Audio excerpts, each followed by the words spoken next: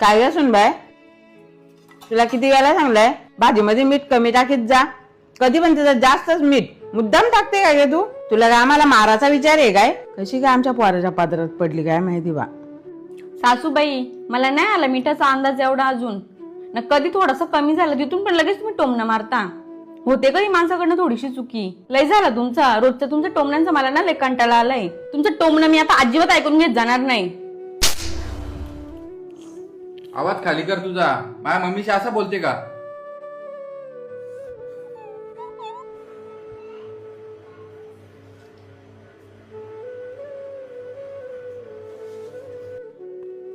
Sorry, तुला मारायला नव्हतं पाहिजे मी. अगं माझी मम्मी आहे ती. लहानपणापासून कष्ट करून आम्हाला तिने लहानाचा मोठा केलाय. आज तू तिला माझ्या समोर उलट सुलट बोलते. अजिबात सहन करून घेणार नाही मी.